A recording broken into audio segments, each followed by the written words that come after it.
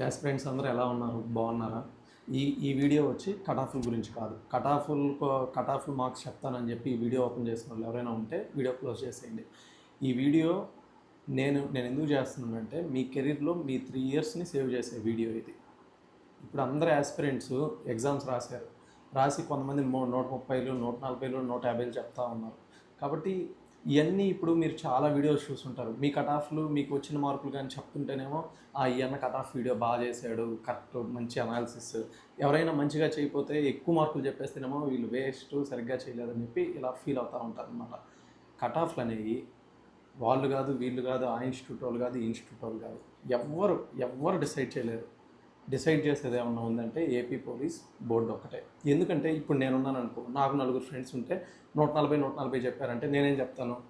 నేను పేపర్ చూస్తాను. కాకపోతే నాకు అంత ఐడియా ఉండదు కదా. ఎవరైతే ప్రిపరేషన్లో ఇప్పుడు ఉంటారో, దిగుంటారో వాళ్ళకున్న ఐడియా ప్రిపరేషన్ వదిలేసిన ఇన్స్టిట్యూట్ వాళ్ళు, ప్రిపరేషన్ వదిలేసిన వాళ్ళకి ఉండదు. నలుగురు 150, 140 చెప్పంగానే నేను ఆ మైండ్ సెట్తోనే పేపర్ చూస్తాను. Paper easy. ఎవరైనా 100 వచ్చినాయని నా ఫ్రెండ్ సర్కిల్లో చెప్తే నేను పేపర్ చూసి పేపర్ నిజంగానే టఫ్గానే ఉందని చెప్పి ఇలా వచ్చేస్తాను అనమాట. వాళ్ళ సర్కిల్ని బట్టి అందరూ ఇలా డిసైడ్ అయిపోతారు పేపర్ ఈజీయా కష్టమా అని. ఎవరైతే నిజంగా ఎగ్జామ్లో రాస్తున్నారంటే ఇప్పుడు ఒక ఆప్షన్ ఉంది. ఇప్పుడు ఎగ్జామ్ రాయని వాళ్ళు ఊరికే పేపర్ చూసి ఈ ఆన్సర్ కరెక్ట్ అంటారు. కానీ ఎగ్జామ్లో మనం బబుల్ చేసి పెట్టేటప్పుడు 1-2 సార్లు చెక్ చేస్తాం. కరెక్ట్గానే 2+2 బయట 2+2 అనగానే 4 అనుకుంటాం. కానీ ఎగ్జామ్లో 2+2 4 2+2 4 అని 2 సార్లు క్యాలిక్యులేట్ చేయడం. అంటే ఇది నేను చిన్నది చెప్పాను, ఎగ్జామ్లో ఇంకొంచెం పెద్ద లెక్కలు. అలా మన మైండ్ డబుల్ టైం క్యాలిక్యులేషన్ చేయడం అన్నీ చేస్తుంది. కాబట్టి ఎగ్జామ్ మైండ్ సెట్ వేరు, ఇది వేరు. ఇప్పుడు నాకే చాలామంది మెసేజ్లు పెట్టారు, ఏంది అన్న నేను ఇన్స్టిట్యూట్ ఎగ్జామ్స్లో 140 చేసేదాన్ని, ఇలా చేసేదాన్ని, నాకు ఇప్పుడేమో 120 వచ్చాయి. కొంతమంది అప్పుడు 80-90 వచ్చాయి, ఇప్పుడు 110 వచ్చాయి, పేపర్ ఈజీగానే వచ్చిందన్న అంటారు. కాబట్టి ఎగ్జామ్ ఫీరు ఎవరైతే దాటుకొని రాస్తారో వాళ్ళకి కొంచెం మంచి మార్క్స్ వస్తాయి. ఇక్కడ ఇన్స్టిట్యూట్లో టాప్ మార్క్స్ తెచ్చుకునే వాళ్ళకి ఎగ్జామ్లో ఇంకా మంచి మార్కులు వచ్చిన వాళ్ళు వస్తారని నేను చెప్పలేను. కాకపోతే ఎవరైతే కన్సిస్టెన్సీగా మెయింటైన్ చేసుకుంటా అటు ఇన్స్టిట్యూట్లో వచ్చేటట్టే ఆ ఫియర్ లేకుండా మంచిగా ఎగ్జామ్ అటెండ్ చేస్తుంటారో వాళ్ళకి మంచి మార్క్స్ వస్తాయి. కాబట్టి కటాఫ్ల వీడియోలు మీరు చూసి ప్యానిక్ అవ్వాల్సిన అవసరం లేదు. ఈ వీడియో ఎందుకంటే చాలామంది మెసేజ్ చేస్తూ ఉన్నారు, ఏమని అన్న కటాఫ్లు ఇలా చెప్తున్నారు, పోయేటట్టున్నావు, నిద్ర కూడా సరిగ్గా పోవట్లేదు, తినట్లేదు, ఇదే టెన్షన్గా ఉంది, 120 తెచ్చుకున్న జాబ్ వస్తే రాదు అని చెప్పి ఈ మైండ్ సెట్తో ఉన్నారనమాట. ఇప్పుడు 120 మార్కులు 130 మార్కులు మీకు వస్తున్నాయి. ఓకే, ఇప్పుడు కాంపిటీషన్ ఎలా ఉంటుందంటే కాంపిటీషన్ ఫీల్డ్లో బయట ఉండే సమాజానికి తెలియదు. ఏమనుకుంటారు వాళ్ళు, వీడికి ఒక 90 మార్కులు 80 మార్కులతో ఒకటికి జాబ్ వచ్చి ఒకటికి జాబ్ రాకపోతే ఈ జాబ్ వచ్చినోడే టాలెంట్ అనుకుంటారు. కానీ ఇక్కడ ఏం జరగద్ది, ఇప్పుడు విజయనగరం, శ్రీకాకుళంలో ఒక కాంపిటీషన్ ఉంటుంది, నెల్లూరు, కడప, చిత్తూరు ఇక్కడ ఒక కాంపిటీషన్ ఉంటుంది. మళ్ళీ కాంపిటీషన్లో వేకెన్సీస్ని బట్టి, క్యాష్ని బట్టి ఇలా కాంపిటీషన్ అనేది చాలా వేరియేషన్స్ ఉంటాయి. ఇప్పుడు ఒక దగ్గర 130 వచ్చి 125 వచ్చిన పిల్లోడికి జాబ్ రాకపోవచ్చు, ఒక దగ్గర 85, 80తో క్వాలిఫై అయిన వాళ్ళకి జాబ్ రావచ్చు. కాబట్టి టాలెంట్ అనేది నీకే తెలుసు, నువ్వెంత టాలెంటెడ్ క్యాండిడేట్వి, నువ్వు వర్తా కాదని. కాబట్టి ఇప్పుడు యాస్పిరెంట్స్ ప్యానిక్ కావాల్సిన విషయం కాదు. సరే, 3 ఇయర్స్ నుంచి మీరు అనుకున్న ఎగ్జామ్ ఏదైతే ఉందో మంచిగా అయిపోయింది కదా, ఇన్ని రోజులు ఆ ఎగ్జామ్ పెట్టలేదని మన అందరం ఇది అవుతా ఉన్నాం, పెట్టేశారు, అయిపోయింది. ఇప్పుడు నువ్వేం చేయాలి? హ్యాపీగా నీకు ఒకవేళ జాబ్ వస్తుందని నువ్వు ఫిక్స్ అయ్యావు, మంచి హై స్కోరింగ్ వచ్చుంటే హ్యాపీగా రేపు మీకు వన్స్ రిజల్ట్ అనౌన్స్ చేశాక ఎస్బీ ఎంక్వైరీ ఉంటుంది, డాక్యుమెంట్ వెరిఫికేషన్ ఉంటుంది, మెడికల్ ఉంటుంది, ట్రైనింగ్కి వెళ్ళిపోతారు. ఇవన్నీ వితిన్ 1 మంత్లో జరుగుతాయి. సరే, అందువల్ల మీరు ఏం చేయాలి? ఏమన్నా మీరు ఇంత హ్యాపీ, రిజల్ట్ గురించి వదిలేయండి, ఏదైతే అది అవద్ది. వచ్చే జాబ్ని ఎవడు ఆపలేడు, రాని జాబ్ని ఎవడు తెప్పిలేడు. మీ బెస్ట్, మన చేతిలో ఉండేది ఏంది? ఎగ్జామ్ చదవడం, రాయడం, అయిపోయింది. ఈ టైంని వాల్యుబుల్గా మీ ఫ్రెండ్స్తోనో ఫ్యామిలీతోనో హ్యాపీగా టెన్షన్ లేకుండా గడపండి. ఎందుకంటే ఇప్పుడున్న టైం అనేది రేపు వన్స్ మీరు జాబ్లోకి ఎంటర్ అయ్యాక ఇంత టైం రాదు.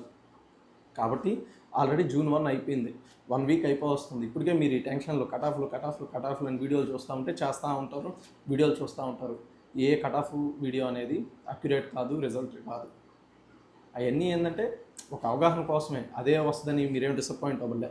మీకు ఒకవేళ క్వాలిఫై అయిపోయి 90 మార్కులు వచ్చున్నా కానీ ఇప్పుడు నాకే 300 మెసేజ్లు దాకా, 300 కామెంట్లు, 300 మెసేజ్లు నాకు ఇన్స్టాగ్రామ్కి లేకపోతే నా యూట్యూబ్ కామెంట్ల కింద వస్తున్నాయి, జాబ్ వస్తే రాదా అని. నేనెవరు మీకు చెప్పడానికి జాబ్ వస్తే రాదా అని.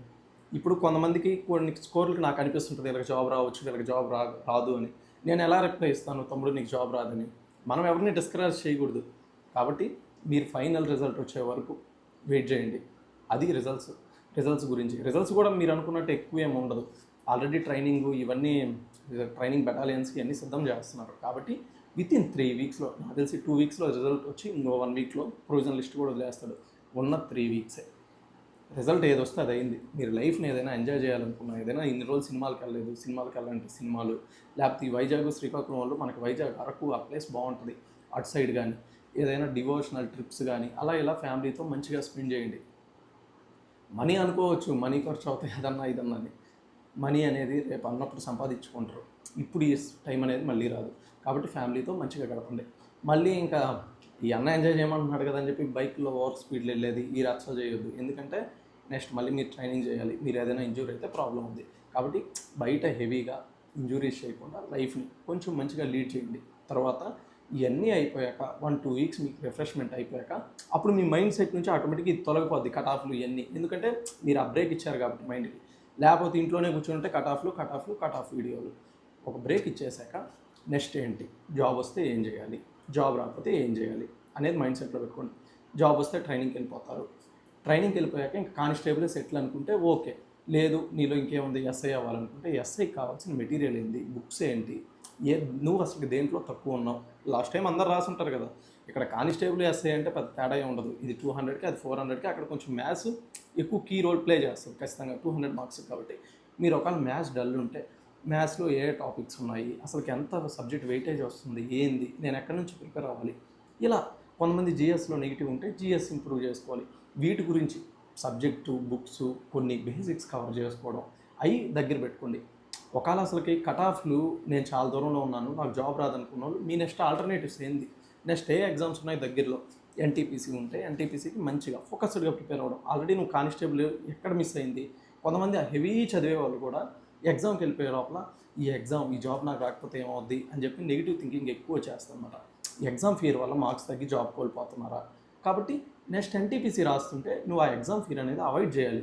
ఏదైతే అది అవుద్ది, జాబ్ వస్తే వస్తుంది, లేకపోతే లేదు. ఆ ఫియర్నెస్ నీలో నుంచి కోల్పోతే నువ్వు బెస్ట్ ఎఫర్ట్స్ ఇస్తావు. అదైపోయాక group D, next group D 3-4 మంత్స్లో ఎగ్జామ్ ఉంటుంది అంటున్నారు. గ్రూప్ డిలో కూడా అన్ని పోస్టులు మంచిగా కాకపోయినా కొన్ని పోస్టులు ఉంటాయి, పాయింట్స్ మ్యాన్ అని చెప్పి. తర్వాత ఈ కొన్ని ఉన్నాయి జాబ్స్ డిపార్ట్మెంట్స్, దాంట్లో కూడా టెక్నీషియన్స్. అవి కొంచెం నీకు వర్క్ ప్రెషర్ తక్కువ ఉంటుంది, టైం ఎక్కువ వస్తుంది నెక్స్ట్ చదువుకోవడానికి. ఇలా మన ఆల్టర్నేటివ్స్ ఏంటి, ఒకవేళ నీ వయసు 21, 23, ఇది జస్ట్ నోటిఫికేషన్ నువ్వు చూసేవు అనుకుంటే నెక్స్ట్ ఎస్ఐకే కావాలంటే మీరు అందరూ బుద్ధి తక్కువ చేసే పని ఏంటంటే, ఇప్పుడు ఇన్స్టిట్యూట్లో నేను చూశాను కట్ ఆఫ్ వీడియోలు చెప్పగానే మా కోర్సులు స్టార్ట్ అవుతున్నాయి, స్టార్ట్ అవుతున్నాయి, స్టార్ట్ అవుతున్నాయి. మీలో ఏంది ఈ చెత్త మోటివేషన్ ఒకటి ఉంటుంది అనమాట, లైఫ్ డ్రీము, నేను ఇదే అవ్వాలి అని. కాబట్టి ఈ చెత్త మోటివేషన్ జోలికి వెళ్ళొద్దు.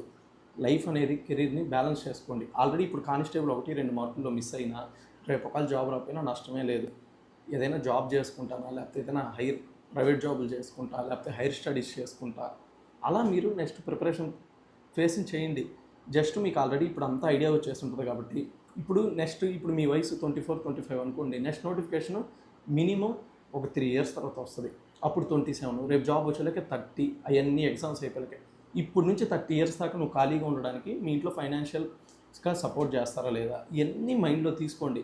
అంతేగాని గుడ్డిగా మోటివేషను, నాకు ఈసారి మిస్ అయిపోయింది, నేను ఇదైపోతుంది, మంచిగా వచ్చే నెక్స్ట్ చదివేస్తాను, ఎట్లాగే ఖాళీగా ఉంటానంటే అందరు ఫ్యామిలీ బ్యాక్గ్రౌండ్స్ ఒకేలా ఉండవు.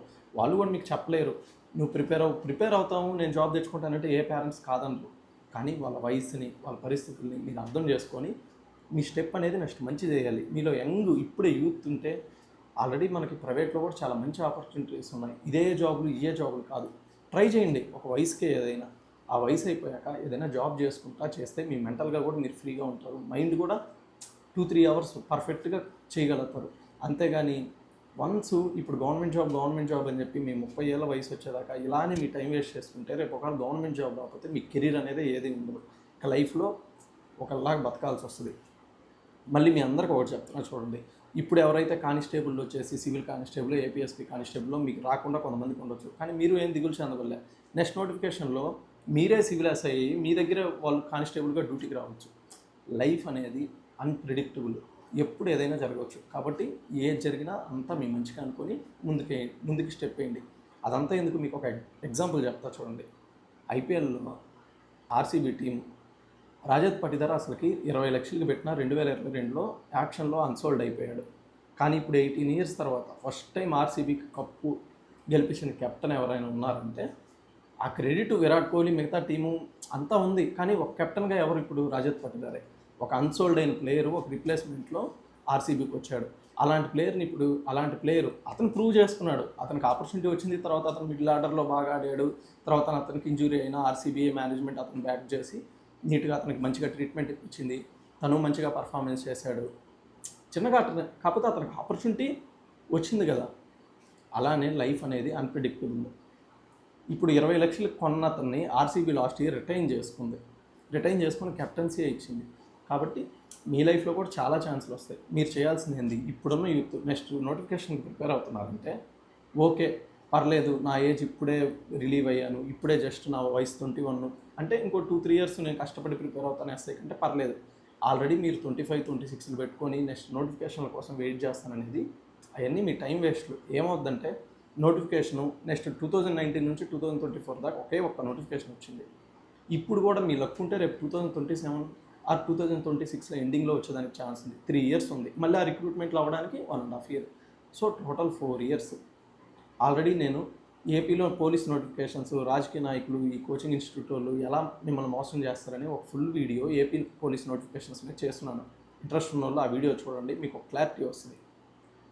నేను ఇచ్చే అడ్వైజ్ ఏంటంటే యూత్కి, మీరు హ్యాపీగా చేయాల్సింది చేసుకుంటానే ఏదైనా ప్రైవేట్ జాబ్ అలా చూసుకొని చేసుకుంటా దాంట్లో డెవలప్మెంట్ ఇప్పుడు ఏముంది, ఇప్పుడు యూట్యూబ్ కంటెంట్ క్రియేషన్, లేకపోతే ఏదైనా ఎడిటింగ్ నేర్చుకున్నా, లేకపోతే ఏదైనా మీరు బీకామ్ అలాంటి కంప్యూటర్ సైన్స్ అయితే చిన్నగా ఆ సాఫ్ట్వేర్ కోర్సులు నేర్చుకున్నా అలా కెరీర్ డెవలప్ అవుద్ది. ఆల్రెడీ చదువున్నారు కాబట్టి దీన్ని మీరు జస్ట్ రివైజ్ చేసుకుంటా రోజుకి 2-3 అవర్స్ చేసుకున్నా మీరు జాబ్లు కొట్టచ్చు. అంతేగాని ఎవ్వరు ఇదే అని చెప్పి దీని మీదే ఉండి మీ టైం వేస్ట్ చేసుకోవద్దు.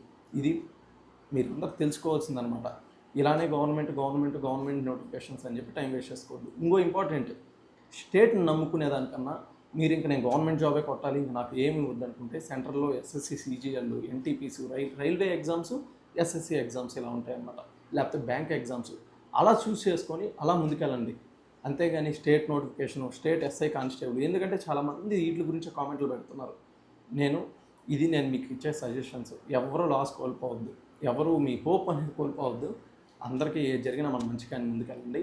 ఈ రిజల్ట్స్ గురించి కూడా ఎక్కువ మీరేమి టెన్షన్ తీసుకోవచ్చు. మహా అయితే 2 to 3 వీక్సే. అందరికీ ఆల్ ద బెస్ట్. మంచిగా ప్రిపేర్ అవ్వండి, బ్రేక్ తీసుకోండి, మళ్ళీ మంచిగా కంబ్యాక్ ఇవ్వండి. ఇన్స్టిట్యూట్ కట్ ఆఫ్స్ని ఏవి నమ్మొద్దు. ఫైనల్ రిజల్ట్ వచ్చేదాకా ఏది మనం నమ్మలే. ఫైనల్ రిజల్టే మనకు అల్టిమేట్. అందరికీ ఆల్ ది బెస్ట్.